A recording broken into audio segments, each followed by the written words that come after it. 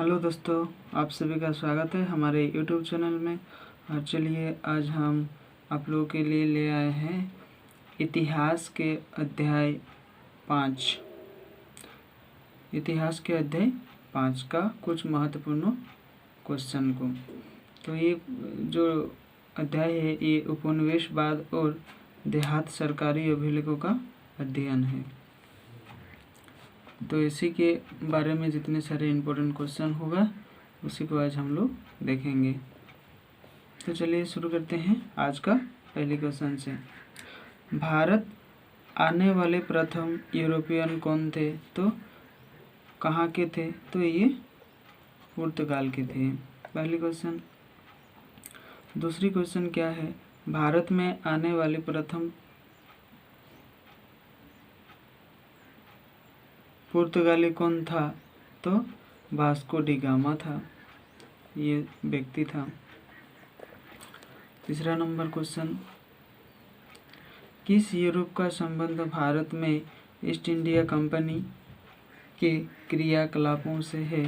तो ये पांचवी। तो इसका आंसर होगा पांचवी। ये चौथा नंबर का क्वेश्चन देखते हैं। चलिए, किस युद्ध में विजय के पश्चात ईस्ट इंडिया कंपनी ने बंगाल, बिहार, उड़ीसा के दीवानी अधिकार प्राप्त कर लिए? तो ये बक्सर युद्ध जो हुआ था उसी में सबको क्या किया था? अपने अधिकार में सबको ले लिया था। अब देखेंगे पांचवा नंबर क्वेश्चन। भारत में अस्थायी रूप से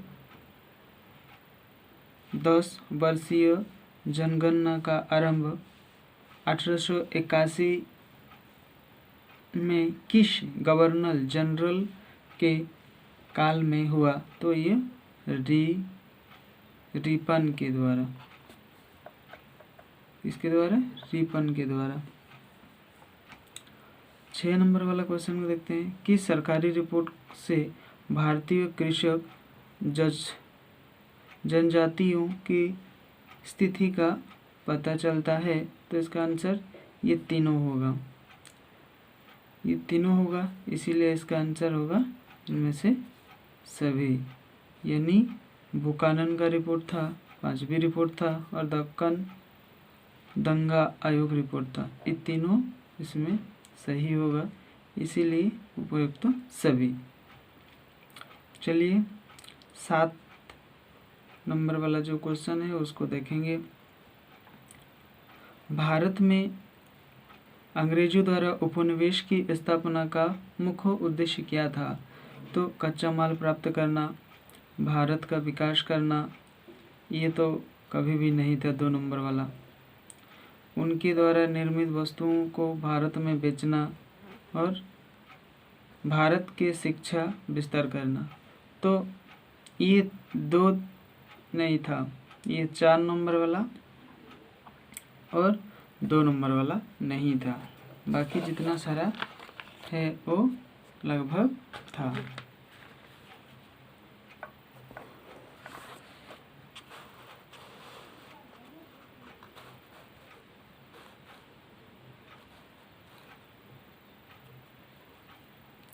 इसीलिए इसका आंसर होगा 1 और 3। 1 और 3 होगा। अंग्रेज सरकार की व्यापार नीति ने भारतीय अर्थव्यवस्था को किस प्रकार बर्बाद किया? तो उसका आंसर होगा 2 नंबर और 4 नंबर सही है। 2 नंबर में लिखा है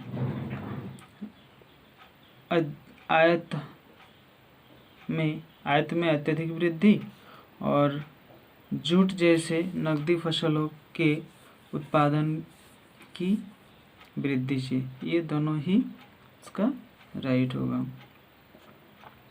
अभी देखेंगे इंग्लिश ईस्ट इंडिया कंपनी की स्थापना कब हुई? तो 1600 ईस्वी। किसको बंगाल और बिहार की स्थायी बंदोबस्त के रूप में करने का श्रेय जाता है? तो ये 2017 और 2019 में ये वाला क्वेश्चन आया था, इसलिए ये क्वेश्चन बहुत ही इम्पोर्टेंट है। तो लॉर्ड कॉर्नवालिस, इसका आंसर ए होगा। अब देखेंगे फ्रांसीसी बुकानन कौन था? तो सर्वेक्षक था। रैयतवाड़ी बंदोबस्त के जनक मुनरो एंड रीड।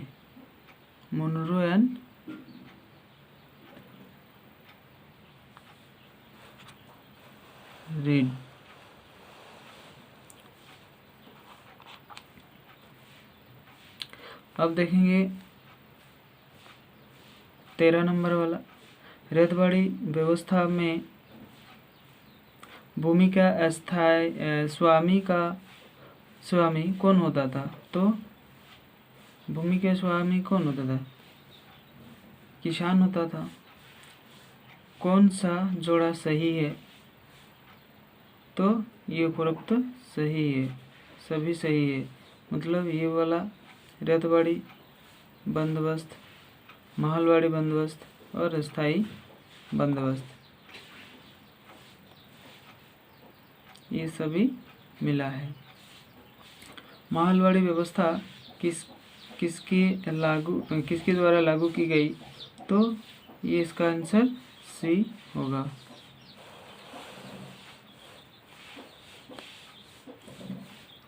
इसका आंसर सी होगा। 16 नंबर वाला, दामिन ई कोहो क्या था? तो इसका आंसर भूभाग था। दक्कन दंगा आयोग कब गठित हुआ? तो 1875 में। स्थायी बंदोबस्त संबंधित था कॉर्नवालिस से।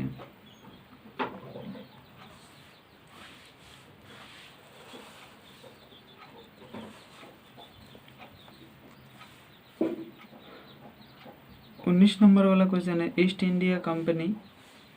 ईस्ट इंडिया जो कंपनी है, वो कंपनी बंगाल की दीवानी किसने प्रदान की? ये 2018 में आया था।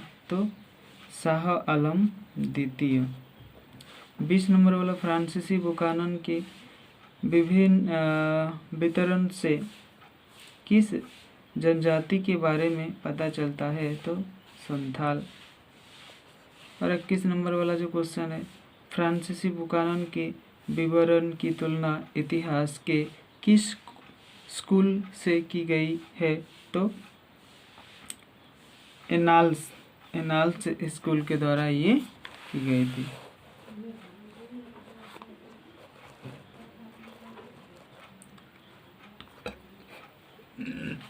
बाईस नंबर वाला क्वेश्चन को चलिए देखते हैं। महलवाड़ी बंदोबस्त किसके द्वारा लागू किया गया? तो मार्टिन वर्ड द्वारा। संथाल विद्रोह का नेता कौन था? तो उसका नेता सिद्धू कान्हू था। कॉर्नवालिस कोड था 1793 में। संथाल विद्रोह कब हुआ? तो 1895 में। उलगुलान विद्रोह का नेता कौन था? तो बिरसा मुंडा। 27 नंबर वाला क्वेश्चन, स्थायी बंदोबस्त कहाँ लागू किया गया? तो बंगाल। निम्नों में से कौन सा जोड़ा सही है? तो ये भी उपरोक्त सभी होगा।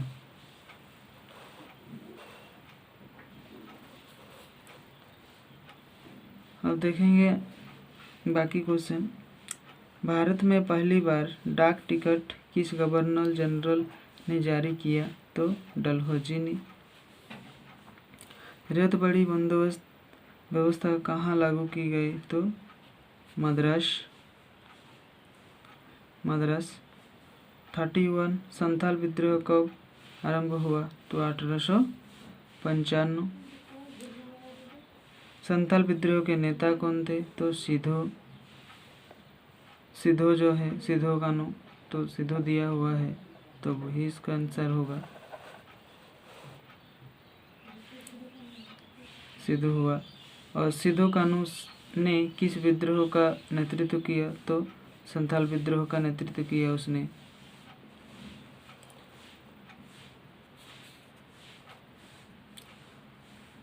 कलकत्ता में सर्वोच्च न्यायालय की स्थापना कब की गई? तो 1773।